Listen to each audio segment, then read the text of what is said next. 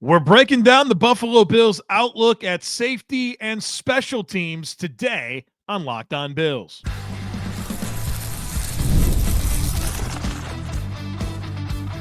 You are Locked On Bills, your daily Buffalo Bills podcast. Part of the Locked On Podcast Network, your team every day. What's up, Bills Mafia? It's Joe Marino, author of the Herd Mentality Substack, co-host of the Locked On NFL Scouting Podcast, co-host of the NFL First Read Podcast, and I'm your host of Locked On Bills. Want to thank you for making Locked On Bills your first listen every day, and a big welcome and shout out to our everydayers. You know who you are. Those of you who never miss a single episode, I appreciate y'all being here very, very much. I'd also like to invite you to subscribe or follow for free on YouTube or wherever you listen to podcasts. We're part of the Locked On Podcast Network, your team every day. Well, folks, welcome in. Today we'll conclude our performance review series, which also allows us to set the tone for the off-season at particular position groups. And so we're talking the safety position, we're talking specialists, so kicker, punter, long snapper, returner, as we will have fully evaluated what the Bills have. And throughout the course of this, I've also been building Brandon Beane's off-season checklist. So this all kind of works together. If you've been an everydayer for multiple years, you kind of know exactly how I set the tone for the off-season. We start by reflecting and evaluating and assessing what the Bills have to determine what they need. And then doing so, we build this checklist. And then we start to talk about how to attack this checklist. And of course, with next week being the last week before the free agency period opens, that'll be a big part of our conversations next week, including my mock off-season, which will hit next week as well. So let's get through this conversation today, and then we'll start to really talk about how this team can address needs this off-season. Safeties up first. Let's start with Taylor Rapp, a 2023 free agent signing. He's 27 years old, turns 28 in December, entering the second year of a 3-year, $10.6 million contract that he signed last year with the team. In 2024, he played in 14 games with 14 starts, on the field for 88% of the defensive snaps in those games, collected 82 tackles, 6 pass breakups, 2 interceptions, a fumble recovery, and 2 tackles for loss. I thought Taylor Rapp was a really solid player in 2024 for the Bills, and I think really his journey across 2 seasons with the Bills has been a good path, right? Struggled a bit early in his tenure, came on late in 2023, and I thought he was a sufficient level starter last season. Very, very good tackler. I thought that really shined for him this year, and some very big open field tackles where if Rapp didn't make the play, it was going to be a big touchdown for the other team, or, it was a big tackle that forced them to execute another play, which worked out good for the Bills. I thought there was a lot of that on his film this year, in addition to some big plays on the ball. And you think about that interception in Week 11 against Kansas City and that win, interception against the Colts in that win, and then, of course, against the Ravens in the playoffs, had a big interception that, of course, led to or helped lead to a Bills win over Baltimore.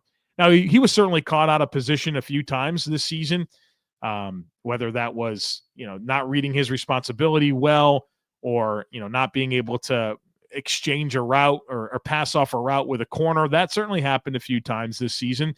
But overall, the defense was definitely at its best when Taylor Rapp was on the field. And I think the team missed him a lot in the AFC Championship game against Kansas City, where you then had Damar Hamlin and Cole Bishop on the field together, and that's just not a very complementary pair of safeties. Taylor Rapp is the best deep zone defending safety that the team has, and he's probably the best tackling safety that the team has as well. So in 2025, my expectation for Taylor Rapp is to be back in the same role. I think the team really likes Taylor Rapp. Bobby Babich said ahead of the year that they're really putting a lot on his plate, and I think that he will continue like his ascension with the team, as now he'll be very familiar with the defense and the expectations. And I think and hope that he's part of a more cohesive overall secondary next year. And of course, a more cohesive defense overall next year. But I expect him to come back and start for this team. Let's talk about Damar Hamlin, the other starter for the season. 2021 6th-round pick, 212th pick overall. He's 26 years old. He turns 27 in March, and his contract has expired. His rookie deal with the team has expired. So there is a decision to make as it relates to Damar Hamlin, and we'll see what happens here. We'll talk about that in just a second. He played in 14 games with 14 starts this season. In those 14 games, on the field for 98% of the defensive snaps, collected 89 tackles, 5 pass breakups, 2 interceptions, fumble recovery, and 2 tackles for loss. This was a big bounce back year for Damar Hamlin, where, in 2022, he got a chance to start a bunch of games. I think 13 starts that year, replacing Micah Hyde, who was injured.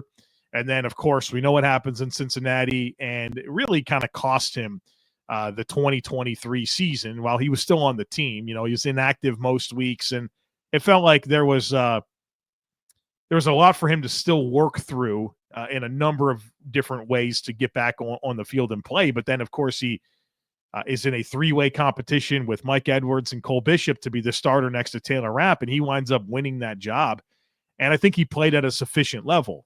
Tackling was mostly strong, but really he's just got restrictions, right? There's athletic restrictions with Damar Hamlin, and I don't think he's more than just he's a passable starter for this defense. There's not a whole lot of impact or playmaking or athletic upside that goes with him.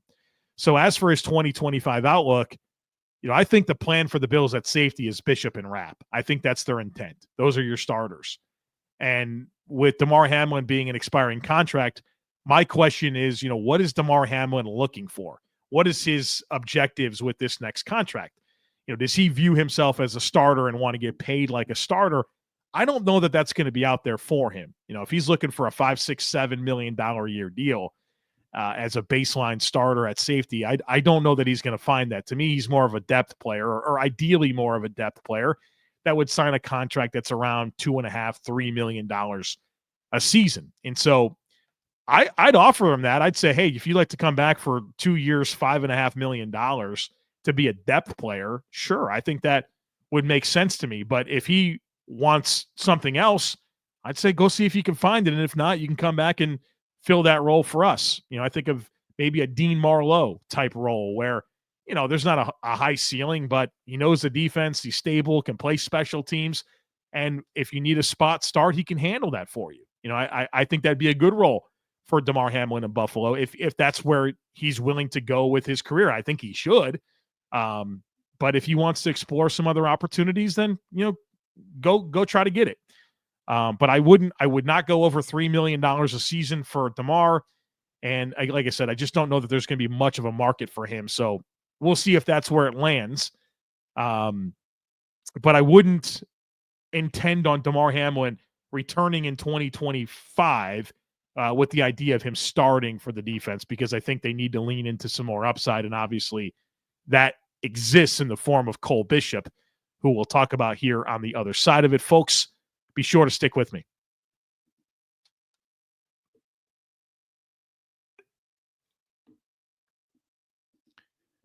All right, let's talk about Cole Bishop.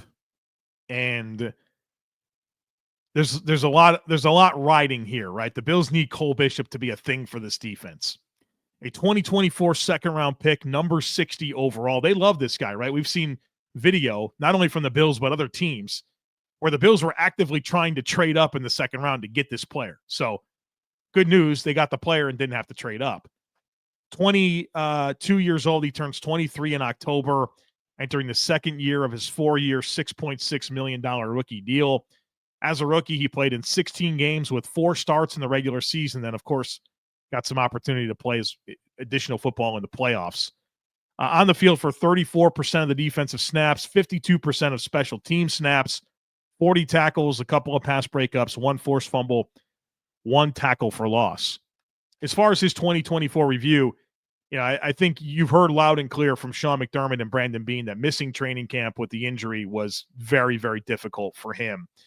And Beane said as much as, it's hard for a rookie to start in this defense at safety. And McDermott said, look, he missed the most important time of his rookie season, and that put him behind. And it felt like when you listen to coaches and even Bishop talk during OTAs last year, it felt like he was, swimming uphill or climbing uphill or swimming up the creek, whatever the words are, learning the defense, right? Drinking through a fire hose or whatever those cliches are.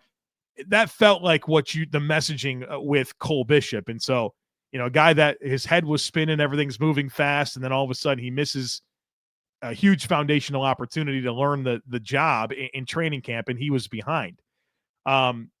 He did wind up getting a chance to play, right? Really starting with that Houston game and later in some games early and certainly started some games later on. And what I can appreciate about the year that Cole Bishop had is that he did get better, right? He got better as he got more playing time. And that's a good thing, but I don't think he ever got to a point where you're looking at him play and feeling like, wow, that's a guy that is really making a big impact and you can feel his presence on the field. I think he was fine. And maybe all things considered, that's an okay place to be through a rookie season with the context of him missing the foundational opportunity to learn the scheme in training camp and get those reps. And so maybe that's not a bad story to tell, although you certainly don't come away from Cole Bishop's rookie season thinking, oh boy, there he is. That's the guy. Like that's, this has been a safety driven defense for a number of years. This guy's going to be an answer, but you also didn't feel the opposite of that either. So the jury's still very much out, as it should be about every player that's only played one season in the NFL. So in 2025, the key here is hit the ground running. You've now had an opportunity to be on the team for a year. There's expectations. The foundational knowledge of the scheme should be there. Now it's time to come in and play fast, right? You're a very dynamic athlete with good size.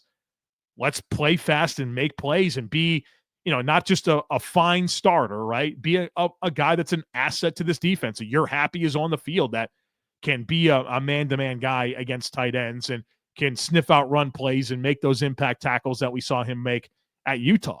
And what's exciting for me about that is if it is Rapp and Bishop, I think that's a good complementary pair where Rapp is a better deep zone defender and Cole Bishop's a lot better playing down in the box closer to the line of scrimmage. You kind of have both guys in more optimum roles as opposed to, you're watching this AFC Championship game and Hamlin and Bishop are just not a good complementary pair.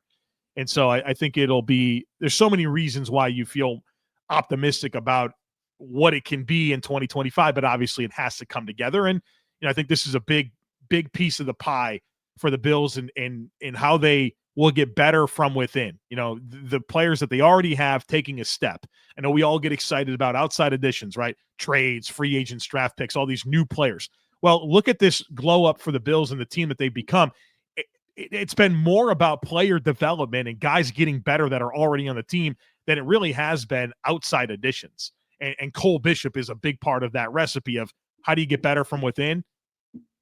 Cole Bishop taking that step and being the player he was drafted to be. So intrigued, somewhat excited for Cole Bishop this coming year with what's happened to this point and how that should set him up for the future. Let's talk Cam Lewis, the Bills' other safety, kind of a Swiss Army knife type guy, a 2020 undrafted free agent. He's 27 years old. He turns 28 in April, entering year 2 of his 2-year, $3.1 million deal.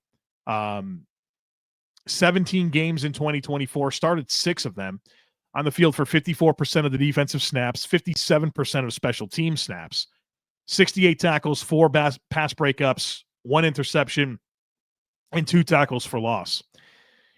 Cam Lewis filled in and started a few games in the slot.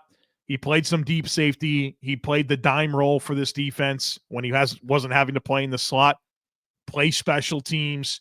I mean, it's a true Swiss Army knife player. And he's been around for a while. He just completed his 6th year on the team. I think I said 2020 UDFA. He was a 2019 UDFA. So he's completed 6 seasons on the team. And I think that positions him well to fill in and got to play safety. You got to play corner. You got to play slot.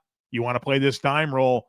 He's uniquely qualified to step in and do those things because he's been around for so long. And obviously as a UDFA has kind of earned his way and earned his opportunities, and he's earned some trust and, can fill a number of roles. And I don't think you ever want to look at Cam Lewis and feel like he is your slot corner, or he is a starting safety, or he is a starting outside corner.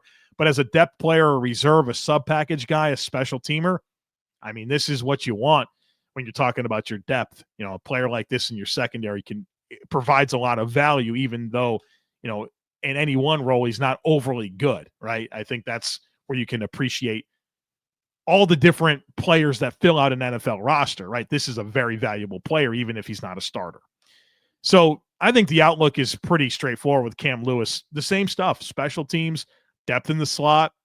And I think that's a big thing that he's been able to help with this team. That's been a conversation, you know, what would happen if Taron Johnson were to go down? I think you feel decent about Cam Lewis being able to step in and play at a reasonable level. I am very curious to see where the dime package goes. You know, the Bills ran the dime package about 20% of the time, and it, like, by necessity became a thing in 2023, and then it continued in 2024. How does that evolve? Is it Cam Lewis again? Do they want to be more versatile with personnel? You know, there's a lot of questions that I have there, and curious to see how it evolves, and then of course how Cam Lewis factors into that equation. So I expect him to be back doing similar things, but that dime roll is the piece that is the most fascinating to me.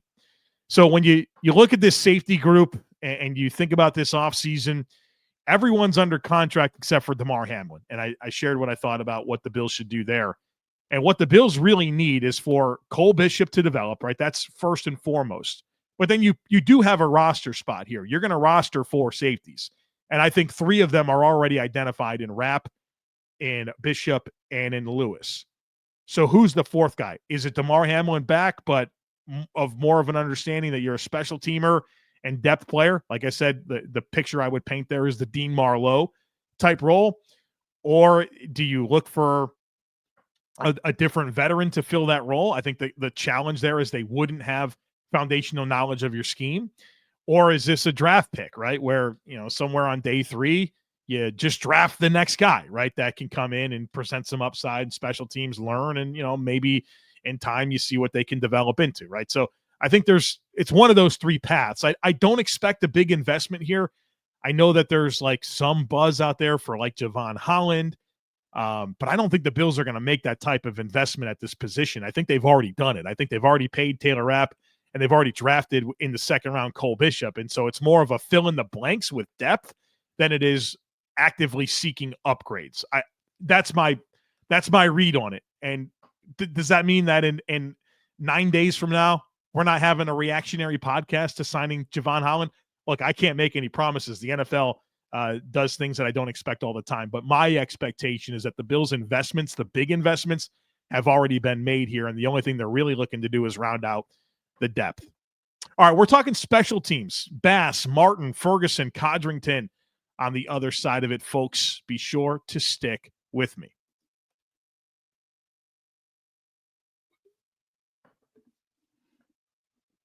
All right, folks, welcome back. We're talking specialists right now. Let's get into Tyler Bass, the Bills kicker, a 2026 round pick, number 188 overall.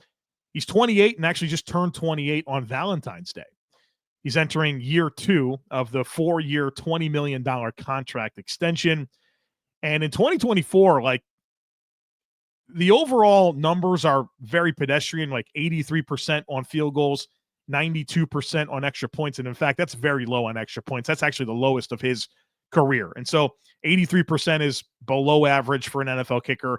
92% is below average for extra points. But I think when you look at the journey here, you could see a lot of improvement, right? The finish to 2023 was not good at all for Tyler Bass. We all know that. And the start to 2024 was not good at all. Through the first 6 games, he was only 75% on field goals. Over the last 14 games, he was 91%. I mean, the dude turned it around in a big way. The last 14 games, 91%, and that includes the postseason. He went 6 for 6 on field goals in the postseason, 7 for 7 on extra points, and he made 2 from beyond 50 in the postseason, one against the Ravens, which was in Buffalo outdoors, cold. There was, whatever snow or was on the ground. And then he also made a 50-plus kicking at Arrowhead in the AFC Championship game. I mean, you can't complain about anything that happened over the last 14 games, including the game-winning 61-yard field goal against Miami. He worked through his struggles. The conversations right now about Tyler Bass are very different than they were last year at this time, during training camp, and even after the first quarter of the season. 91% the last 14 games, perfect in the postseason, including 2 from outdoors beyond 50 against the Ravens and the Chiefs. 61-yard game winner against Miami. I mean, there's a good story to tell here, folks. And I give the team a lot of credit for sticking with it. You know, obviously, from a contractual perspective, it never made a lick of sense for the Bills to do anything with Tyler Bass. You're not going to eat all this dead money to move on from Tyler Bass just to bring in some other kicker because his name's not Tyler Bass. You know, there's not just good kickers sitting around in the middle of the season. They stuck with him. They brought in a little competition. They felt like that was exactly the right string to pull at the right time because everything was different from that point forward. And the record for this team didn't have 1 ounce of negative impact because Tyler Bass was the kicker. They didn't win any less games. They did win potentially more games, right? It was positively impacted, but not negatively impacted. And so credit to the Bills for sticking with Tyler Bass and us being able to say, hey, over the last 14 games, he was 91% and had a great postseason. So in 2025, be that guy that you were from the Titans game forward all the time.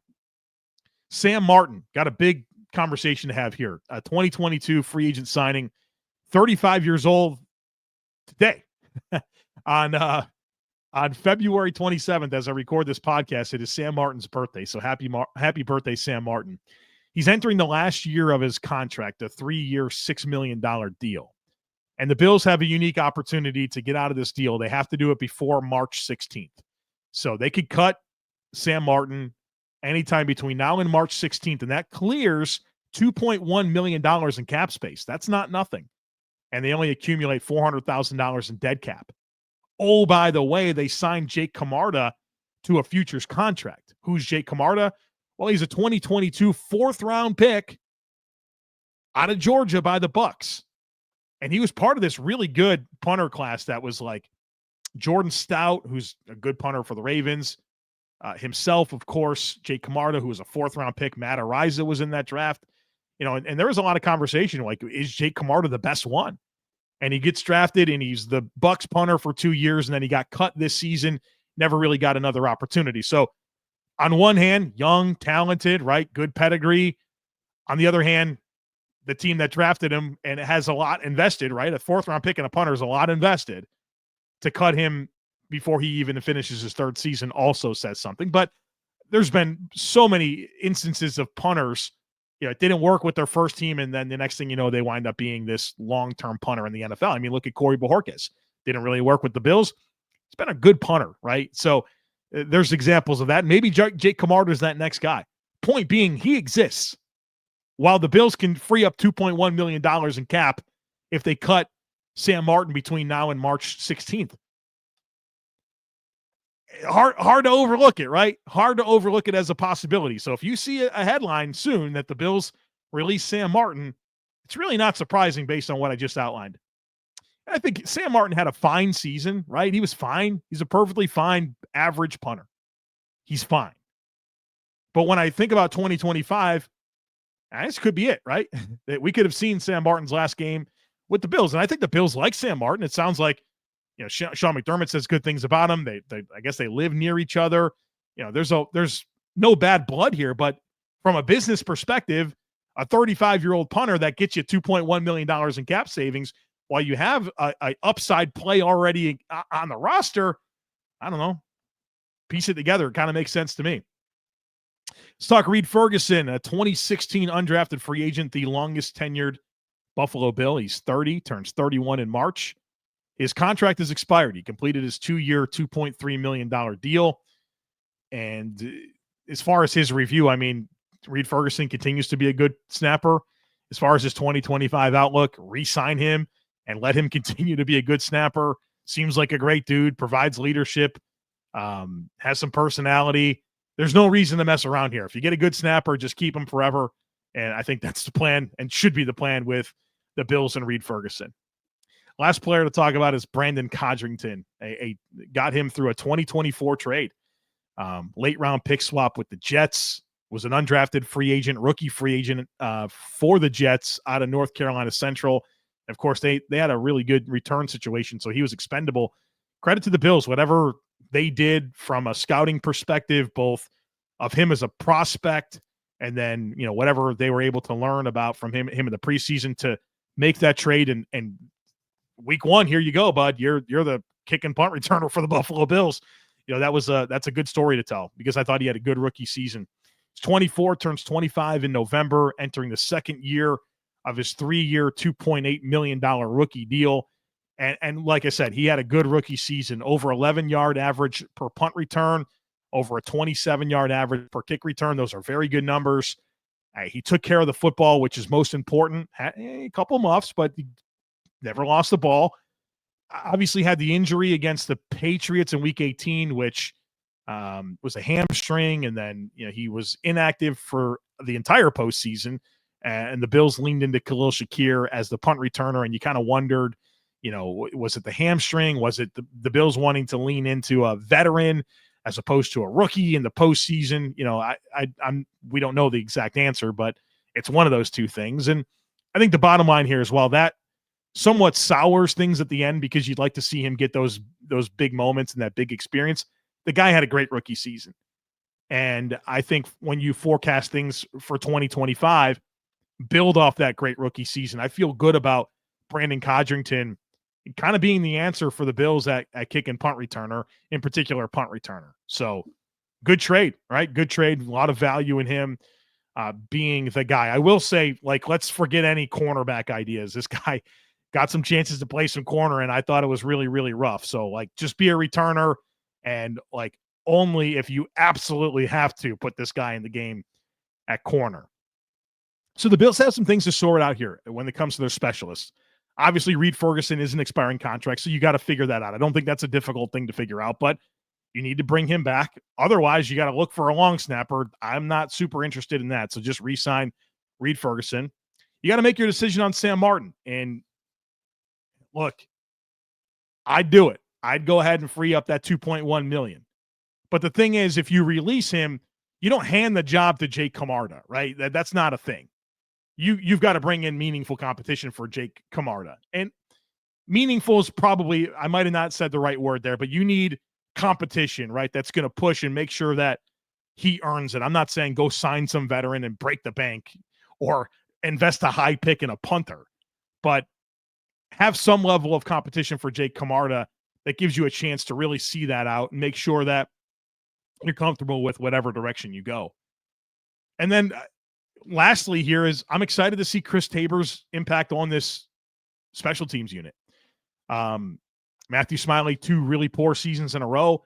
Chris Tabor comes in highly experienced with a lot of great track record and results.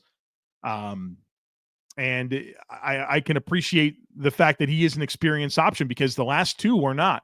Heath Farwell, first ever chance to be a lead special teams coach. Same deal with Matthew Smiley.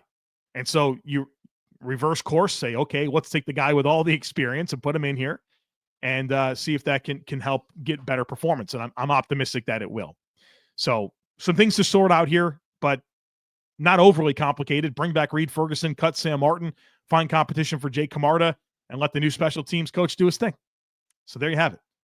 Our performance review series in the books. We'll do herd mentality tomorrow unless some crazy breaking news happens. And then next week, it's all about getting ready for free agency. I've been doing a lot of film work on the targets, so we'll talk about them next week. My mock offseason will hit next week, so a lot of fun things. And then, of course, the new league year is the week after, so there's going to be new players added, and we start to get the pieces of the puzzle for the 2025 Buffalo Bills, and we'll be here every step of the way to talk you through it. Don't miss anything. Make sure that you are subscribed. Would love it if you took a second to rate, review, and share the podcast. Have a great rest of your day. Go Bills, and I look forward to catching up with you again real soon.